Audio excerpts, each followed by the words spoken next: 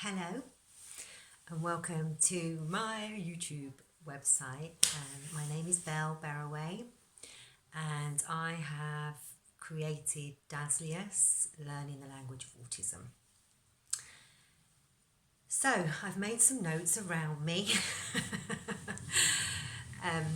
I hope to be as natural and as honest as I am in real life.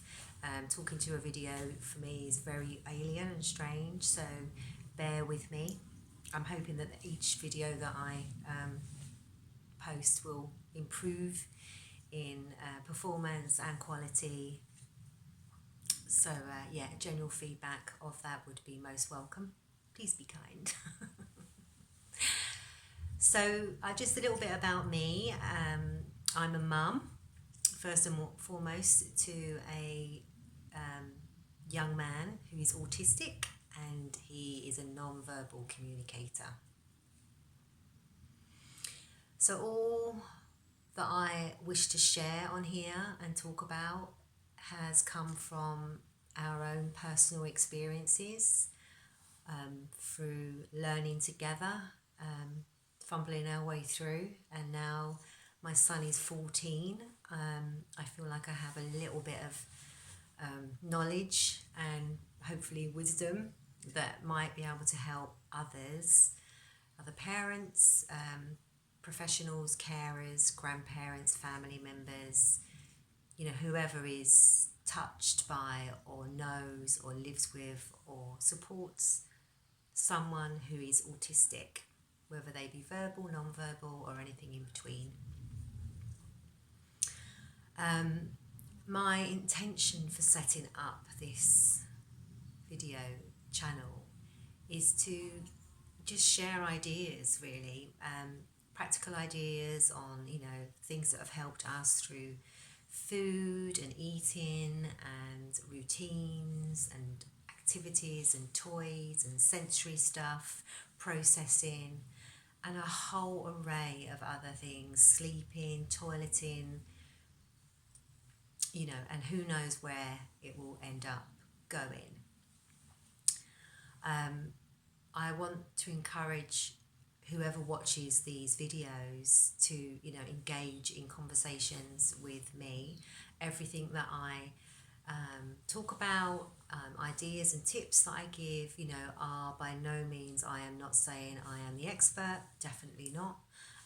I am open to other ideas, and let's just share this on here, and as many ideas and as many different strategies and methods, and whether they were failures or whether they worked or whether they only worked for a little while and then they stopped working and then we had to try something else. I really want to encourage, the more we talk about our ideas and what we felt worked and what didn't work, then the more it can help other parents and other carers,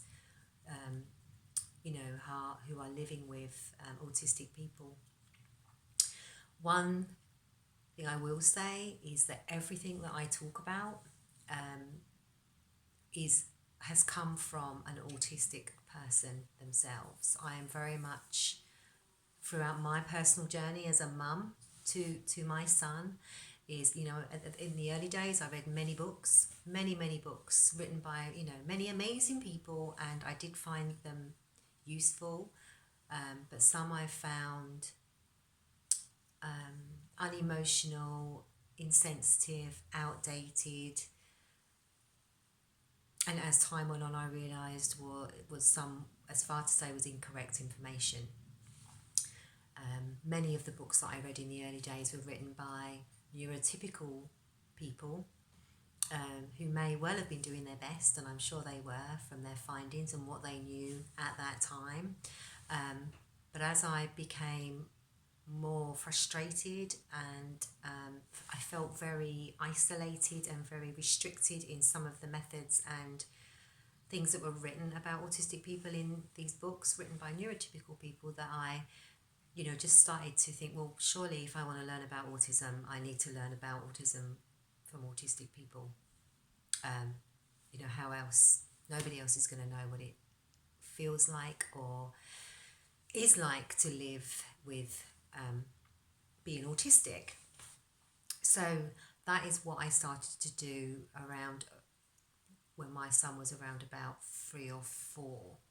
And, as time has gone on, with modern technology and just more and more and more and more and more autistic people are, educating the world, neurotypical people about actually that's not right.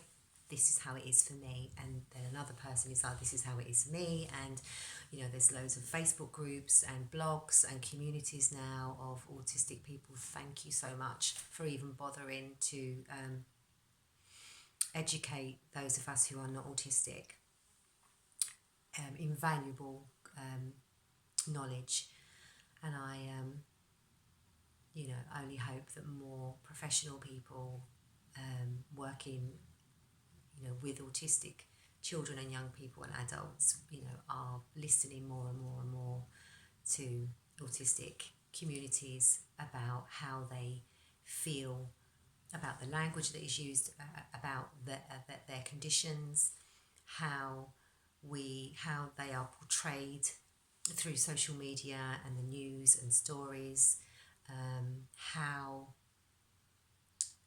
certain therapies and all maybe good intention ideas to help an autistic person from a neurotypical's point of view may not always be as helpful to the autistic person.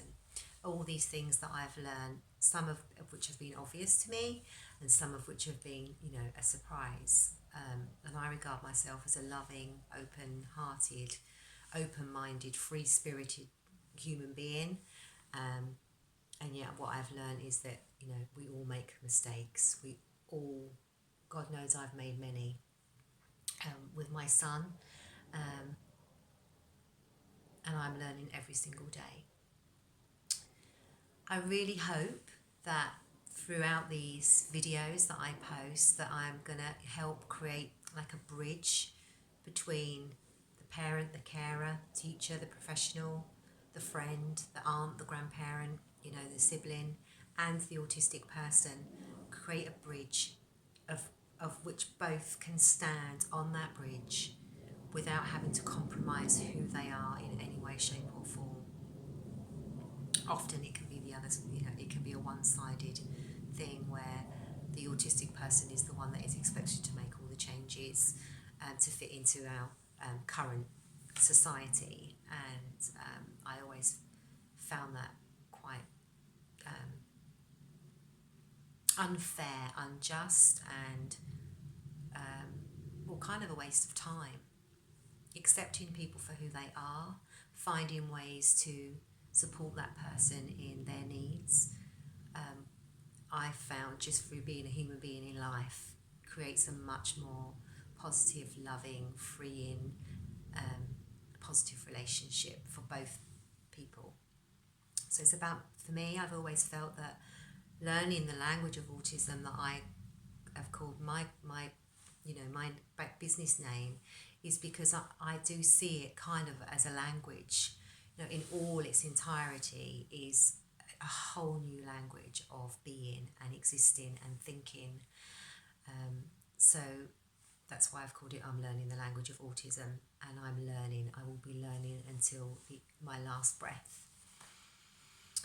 So that is what I hope to achieve, and to assist professional services, as a mum, and as many of you out there, autistic, non-autistic, parents, autistic people yourselves, you'll know how many phone calls, letters, assessments, emails, phone calls, waiting times, and just it's never ending. And I have come across many professional people, and some have been incredibly helpful, and some have been, made a situation quite stressful and almost worse, without even realising it. So I really hope that professional people can gain some kind of knowledge and ideas on how they best can support a parent when they make that call for that appointment. so that that parent can then support their child on whatever those appointments are without stress and anxiety, and to be more flexible in the services that they offer and where they offer them and how they offer them and when they offer them, and to support them, you know, as positively as can possibly be. And all these things I think are possible. It just takes a wider viewpoint. So they're my intentions. Definite no-nos for me are, I do not believe in, you know, curing autism. That isn't something that I personally want to see, or I do not want to see an eradication of autism in any way, shape or form. I just don't. And that's my view. ABA therapies and such like are a definite no-no for me also, or any kind of therapy or any kind of support that is deemed as a therapy, you know, where that person is expected to ignore their natural responses and reactions, you know, that help keep them safe and help them feel a place in this world and help them to process and be who they are naturally, to please others so that they fit into an acceptable regime. I'm definitely not into suppression of any way, shape or form. And through my years of listening and learning, I have, you know, had enough evidence and heard enough stories and enough experiences that, and in my own personal nature, that if you have to stop a person from being who they are through, you know, force and suppression, then that isn't going to be helpful. It's not the way I feel we should be living as human beings. I feel like we're moving forward with that now, and there's, you know, we're in a world now where we can accept everyone for who they are and celebrate the differences of all of us. We, you know, not just autistic people and non-autistic people, but just everybody, whatever conditions, whatever differences we have. So I really do advocate that, and I really do encourage those kinds of conversations, and, you know, let's see what we come up with. My yeses are definitely to find ways and methods to support autistic people that may help ease anxieties and frustrations and sensory needs, you know, whether they're deemed as positive or negative by others. It's really important to find out why certain behaviours are around for autistic people before we start trying to eradicate them.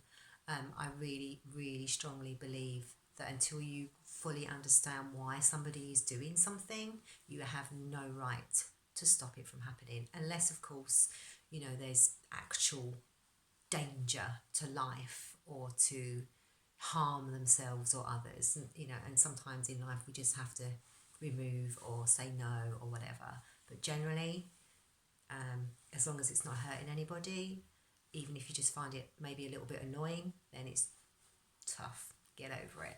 And really, and if you can't find out from your child, or you can't find out from the person you're caring for, then get yourself out there and ask as many different autistic people as you can, and just, you know, gain as many different probables as to why that autistic person in your care may be doing that thing.